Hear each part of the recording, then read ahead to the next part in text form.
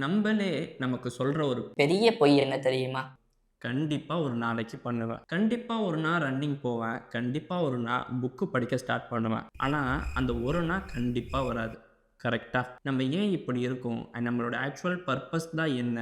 எது நம்மள ஆக்ஷன் எடுக்க விடாம தடுக்குதுன்ட்டு அழகா சொல்ற ஒரு வொர்த்தான புக்கு பத்தி தான் இன்னைக்கு பேசப் போறோம். தி ஆல்கெமிஸ்ட் பை போலோ கோய்லோ. நீங்க இந்த புக்கு பத்தி ஆல்ரெடி படிச்சாலும் சரி, இல்லனா இப்பதான் ஃபர்ஸ்ட் டைம் கேட்குறீங்கனாலும் சரி, இந்த புக்கோட ஃபுல் கதைய நான் சொல்லப் போறது இல்ல. இதுல இருக்கக்கூடிய கோர் சாப்டர்ஸ் அண்ட் அதுக்கு பின்னாடி இருக்க சைக்காலஜிக்கல் பெர்ஸ்பெக்டிவ் பத்தி தான் பேசப் போறேன். என்னோட டேக் அவே பத்தி வீடியோவோட லாஸ்ட்ல சொல்றேன். ஸோ ரிலாக்ஸ் பண்ணி பாருங்க. நான் ரொம்ப நாளா செல்ஃப் ஹெல்ப் டாபிக்ல இருக்க புக்கு தான் படிச்சுட்டு இருக்கேன். சரி, ஒரு சேஞ்சுக்கு கதை புக்கு படிக்கலான்னு இந்த புக்கு படிக்க ஸ்டார்ட் பண்ணேன். மற்ற புக்ல வராத கேள்விகள் எல்லாம் இந்த ஒரு புக்கு லைஃபோட இம்பார்ட்டன்ட் கொஸ்டின் எல்லாம் கேட்குது. லைக், நம்ம ஏன் கனவுகளை தேடுறது இல்ல? நம்ம ஏன் ஒரு ரொட்டீனான லைஃபை வாழ்ந்துட்டு இருக்கோம்? நம்ம புதுசா ஒன்று பண்ணையில ஏன் பயம் வருது? நம்மளால ஏன் கம்ஃபர்ட் ஜோன்ல இருந்து வெளியே வர முடியல? இதுக்கான ஆன்சர் சயின்ஸ் கிட்ட ஆல்ரெடியே இருக்கு. அண்ட் இந்த புக் அதை அழகான ஒரு கதையா சொல்லியிருக்கு. இந்த வீடியோவை எண்டு வர பாருங்க. அப்பதான் உங்க லைஃபோட இன்னொரு பெர்ஸ்பெக்டிவ் பத்தி புரிஞ்சுப்பீங்க. சரி, வாங்க கதைக்குள்ள போவோம். ஸ்பெயின் நாட்டை சேர்ந்த ஒரு வாலிப பையன். அவன் பேரு சாண்டியாகோ. அவன் ஒரு ஆடு மேய்க்கிறவன். ரொம்பவே சிம்பிளான லைஃப். அவன் ஆடுகளோட ஒவ்வொரு ஊரா பயணம் செஞ்சுட்டே இருக்கும். போர் அடிச்சா புக்கு படிப்பான். இரவு நேரத்துல நட்சத்திரங்களை பார்த்த மாதிரியே தூங்குவான். ரொம்பவே ஒரு பீஸ்ஃபுல்லான சேஃபான ரொட்டீன் லைஃபை வாழ்ந்துட்டு இருப்பான். அப்போ ஒரு கனவு அவனுக்கு திரும்ப திரும்ப வந்துட்டே இருந்துச்சு. அவன் எகிப்து பிரமிட்ல இருக்கிற மாதிரியும், அங்க அவனுக்கான புதையல் இருக்குதுன்னு யாரோ சொல்ற மாதிரியும் ஒரு கனவு. நம்மளா இருந்தா கனவு தான ப்ரோன்னு தட்டி விட்டுரும். ஆனா சாண்டியாகோ ரொம்ப கியூரியஸ் ஆகி அங்க இருக்கிற ஒரு ஃபார்ச்சூன் டெல்லர் கிட்ட போறான். அந்த அம்மாவும், ஆமா, உனக்கான புதையல் எஜிப்சியன் பிரமிட்ல இருக்கு, நீ அங்க போய் அதை கண்டுபிடின்னு சொல்றான். ஆனா அவன், எகிப்து எவ்வளவு தூரத்துல இருக்கு? எனக்கு என்னோட ஆடு மேய்க்கிற வேலை இருக்கு, என்னோட வாழ்வாதாரமே இங்கே தான் இருக்குன்ட்டு மனசுக்குள்ளேயே நினச்சி சிரிச்சான். இது நம்ம லைஃபோட ஃபெமிலியராக சவுண்ட் ஆகுது இல்லை? நமக்கும் கனவுகள் இருக்கும், ஆனால் ஒரு கம்ஃபர்டான சேஃப்டி ரொட்டீனும் இருக்கும். நம்ம பிரெயின் லிட்ரலி அப்படி தான் ஒயர் ஆகியும் இருக்கு. நமக்கு தெரிஞ்ச விஷயத்தை தான் நம்ம பிரெயின் ப்ரிஃபர் பண்ணும். நியூரோ சயின்ஸில் இதை ஸ்டேட்டஸ் குவோ பயஸ்ன்னு சொல்லுவாங்க. தெரியாத விஷயத்துக்காக ரிஸ்க் எடுக்கிறத விட நமக்கு கஷ்டமாக இருந்தாலும் தெரிஞ்ச விஷயத்தை பண்ணுறதுக்கு நம்ம பிரெயின் விரும்பும். அதனால தான் நம்ம எப்பயுமே ரொட்டீனையே சூஸ் பண்ணுறோம். சரி, இப்போ கதையில ஒரு வயசானவர் வர்றாரு. அவர் பேரு, இங்க போடுறேன், எனக்கு வாயில வரல. அவரு தன்னைத்தானே த கிங் ஆஃப் சேலம்னு சொல்லிக்கிறார். எனக்கு இங்க சேலம்ங்கிற பேரை பார்த்தோன்னே சர்ப்ரைசிங்கா இருந்துச்சு. ஆனா இது நம்ம ஒரு சேலம் இல்லை, இது வேற ஒரு ரிஃபரன்ஸ். பட் பரவாயில்ல, சேலம் மக்கள் யாராச்சும் பார்க்குறீங்கன்னா கமெண்ட்ல ஒரு ஹார்ட் போட்டு போங்க. இப்போ அந்த கிங் சாண்டியாகோவுக்கு ஒரு பவர்ஃபுல்லான மெசேஜ் சொல்றார். உனக்கு ஒரு விஷயம் உண்மையாவே வேணும்னு நினைச்சீங்கன்னா அதை அச்சீவ் பண்ண இந்த யூனிவர்ஸே உனக்கு ஹெல்ப் பண்ண ஒன்று சேரும். அவர் பர்சனல் லிஜெண்ட் இன்னொரு விஷயத்தை பத்தியும் பேசுறார். உன்னோட பர்சனல் லிஜெண்ட் தான் உன்னோட பர்பஸ். நீ எதுக்காக பிறந்தியோ அந்த விஷயம் தான் அது. அப்புறம் கிங் சொல்றாரு, சின்ன வயசுல எல்லாருக்குமே அவங்க பர்சனல் லிஜெண்ட் என்னன்னு தெரியும். ஆனா நம்ம வளர வளர பயம் டாமினேட் பண்ணியே நம்ம அதை மறந்துடும். இது ஆக்சுவலி ரிசர்ச்லயே ப்ரூவ் பண்ணி இருக்கிற ஒரு விஷயம். கிட்ஸ்லாம் நேச்சுரலாகவே ரொம்ப கிரியேட்டிவாகவும் ஃபியர்லெஸ்ஸாகவும் தான் இருப்பாங்க. ஆனால் நம்ம வளர வளர ரிஸ்க் அவாய்ட் பண்ண கற்றுக்கணும். ஏன்னா எல்லார் மாதிரியும் இருந்தால் தான் இந்த சொசைட்டி அப்ரிஷியேட் பண்ணும். ஃபெயிலியர்னு வந்துட்டா பனிஷ் தான் பண்ணும்.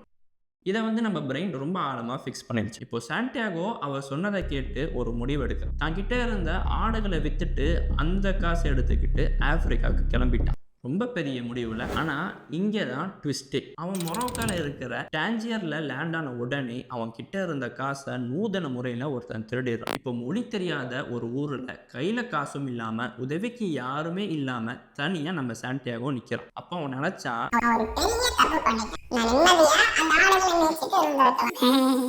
நம்மளும் அப்படிதானே யோசிப்போம் இல்லையா? ஒரு ரிஸ்க் எடுத்துட்டு உடனே எல்லாமே சொதப்பிருச்சுன்னா நம்மளும் ஒழுங்கா சும்மா இருந்திருக்கலாம், தேவையில்லாமல் மாட்டிக்கிட்டு நினைப்போம். இதுக்கு சைக்காலஜியில் ஒரு நேம் இருக்கு, லேர்ன் ஹெல்ப்லெஸ்னஸ். ஆரம்பத்திலேயே ஏதாச்சும் தப்பாக போயிட்டா நம்ம பிரெயின் நம்பிக்கிட்டே சொல்லும்,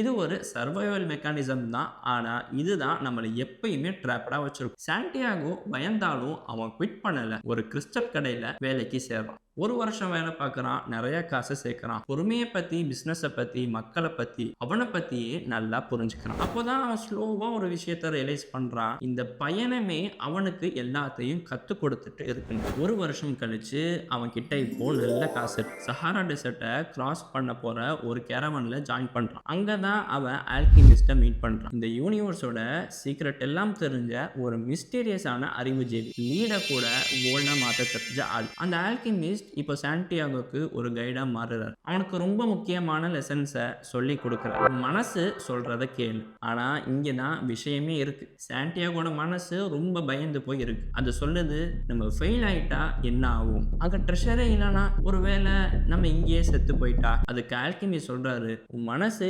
எப்பயுமே பயப்படதான் செய்யும், ஆனா நீ அதை கேட்டுதான் ஆகணும். ஏன்னா உன் மனசுக்கு தான் உண்மை என்னன்னு தெரியும். அப்புறம் அவர் ஒரு விஷயம் சொல்றாரு, மக்கள் எல்லாம் அவங்க கனவுகளை நோக்கி போறதுல ஏன் பயப்படுறாங்கன்னா, அது நமக்கானது இல்லையோன்னு ஒரு நினைப்பு தான், இல்லைனா ஒரு வேலை தோத்து போயிடுவோம்னு ஒரு பயம். இது உண்மையான விஷயம் தான். நம்ம ஏதாச்சும் பெருசா அச்சீவ் பண்ண போறோம்னு நினைக்கும் போது அந்த பயம் இன்னும் அதிகமாகும். சைக்காலஜிக்கல்ல இதை அப்பர் லிமிட் ப்ராப்ளம்னு சொல்றாங்க. நமக்கு ஃபெயிலியரை விட சக்ஸஸை பார்த்து தான் ரொம்ப பயம். ஏன்னா சக்ஸஸ் வந்தா சேஞ்ச், ரெஸ்பான்சிபிலிட்டி, அப்புறம் தெரியாத பல விஷயங்கள் கூடவே வரும். கதையோட எண்டிங்கை சொல்லி நான் ஸ்பாயில் பண்ண விரும்பல. நான் இதை மட்டும் சொல்றேன், சாண்டியாகோ ஃபைனலா பிரமிடுக்கு ரீச் ஆனான். ஆனா அவன் எதிர்பார்த்த புதையல் அங்க இல்லை. அவன் எங்க இருந்து வந்தானோ அங்கதான் அது இருக்கு. ஆனா இந்த ஜேர்னி தான் அவனுக்கு அதை கண்டுபிடிக்கிற அறிவை கொடுத்துச்சு. நான் இங்க எல்லாமே ஷார்ட்டா தான் சொல்லியிருக்கேன். ஆனா நிறைய இன்ட்ரெஸ்டிங் சப்ஜெக்ட் இன்க்ளூடிங் சாண்டியாகோட லவ் ஸ்டோரிலாம் புக்கில் இருக்கு. ஸோ வாங்கி படிங்க. லிங்க் டிஸ்கிரிப்ஷன் அண்ட் ஃபர்ஸ்ட் கமெண்ட்ல இருக்கும். இப்போ இந்த புக்கில் இருந்து நான் புரிஞ்சுக்கிட்ட 4 லெசன் பற்றி சொல்கிறேன். Lesson 1, find your personal legends. உங்கள் பர்சனல் லெஜெண்டை கண்டுபிடிங்க. இதுதான் இந்த புக்கோட ஒரு கோர் மெசேஜ். உங்கள் பர்சனல் லெஜெண்ட்னா உங்கள் ட்ரீம், உங்கள் லைஃப் பர்பஸ், உங்கள் மனசுக்குள்ள ஆழமாக இதை பண்ணியே ஆகணும்னு எப்பயுமே நினைக்கிற ஒரு விஷயம். அது ஒரு பிஸ்னஸ் ஸ்டார்ட் பண்ணுறதா இருக்கலாம், இல்லைனா ட்ராவல் பண்ணுறதா இருக்கலாம், இல்லைனா ஒரு புக் எழுதுறதா கூட இருக்கலாம். ஆனால் லைஃப் இதெல்லாம் ப்ராக்டிக்கல் இல்லைன்னு நம்மளை நம்ப வச்சிரும். ஸோ அதை நம்பி நம்மளும் அது குழி தோண்டி புதைச்சிருவோம். செல்ஃப் டிட்டர்மினேஷன் பற்றி நடந்த ரிசர்ச்சில் என்ன சொல்கிறாங்கன்னா, மக்கள் எப்போ ரொம்ப ஹாப்பியாக இருப்பாங்கன்னா அவங்க இன்ட்ரின்சிக் கோலை பர்சியூ பண்ணும்போது தான், அதாவது அவங்களுக்கு உண்மையாகவே பிடிச்ச விஷயங்களை செய்யும் போது. ஆனால் நம்மள நிறைய பேர் மணி இல்லைனா ஸ்டேட்டஸ் மாதிரி எக்ஸ்ட்ரின்சிக் ரிவார்ட் பின்னாடி தான் ஓடிட்டு இருக்கும். கடைசியில் அது நம்மள ஒரு எம்டினஸ்குள்ள தள்ளிடும். இந்த புக் அதை பண்ணாதீங்கன்னு சொல்லுது. ஏன்னா உங்கள் பர்சனல் லெஜெண்ட் நீங்கள் இக்னோர் பண்ணீங்கன்னா உங்களையே நீங்கள் இக்னோர் பண்ணுறீங்கன்னு அர்த்தம். நீங்கள் சக்ஸஸ்ஃபுல்லாக இருக்கலாம், உங்கள் கிட்ட நிறைய காசு இருக்கலாம், ஆனால் எப்பயுமே ஏதோ ஒன்று மிஸ் ஆகிற மாதிரியே ஒரு ஃபீலிங் இருக்கும். Lesson 2, the universe really does help you. இங்கே தான் விஷயமே இருக்குது. நீங்கள் உங்கள் ட்ரீம்ஸுக்காக உண்மையாகவே கமிட் ஆகிட்டீங்கன்னா சில விஷயங்கள் நடக்க ஆரம்பிக்கும். எல்லாமே நல்லா தான் நடக்கும்னு சொல்ல முடியாது. சில நேரம் தடைகள் வரும், சில நேரம் தோல்விகளும் வரும். ஆனால் அது உங்களை நிறுத்துறதுக்காக கிடையாது, அது உங்களை தயார் செய்கிறதுக்காக. நம்ம சாண்டியாகோவை யோசிச்சு பாருங்க. அவன்கிட்ட இருந்த காசு திருட்டு போச்சு. ஒரு கிறிஸ்டல் ஷாப்ல வேலை செய்யறான். ஒரு பாலைவனத்தை கடக்க ட்ரை பண்றான். அங்க அவன் கிட்டத்தட்ட சாகர நிலைமைக்கு போயிடறான். ஆனா எல்லா தடைகளும் அவனுக்கு ஒரு பாடத்தை கத்து கொடுத்துச்சு. அந்த திருட்டு அவனுக்கு ரெசிலியன்ஸை கத்து கொடுத்துச்சு. அந்த கிறிஸ்டல் ஷாப் அவனுக்கு பொறுமையும் பிசினஸையும் கத்து கொடுத்துச்சு. அந்த டெசர்ட் அவனுக்கு அவன் மனசு சொல்றத புரிஞ்சுக்க சொல்லி கொடுத்துச்சு. சைக்காலஜிஸ்ட் இதை போஸ்ட் ட்ராமேட்டிக் க்ரோத்னு சொல்றாங்க. ஆக்சுவலாக ஸ்ட்ரகிள் தான் நம்மளை ஸ்ட்ராங்கராக, வைஸராக அண்ட் மோர் கேப்பபிளாக ஆக்குது. ஸோ லைஃப் ஹார்டாக ஆகும்போது இது நமக்கான விஷயம் இல்லைன்னு நினைக்காதீங்க. அடுத்து வரப்போகிற விஷயத்துக்கு நம்மளை ப்ரிப்பேர் பண்ணுது நினைங்க.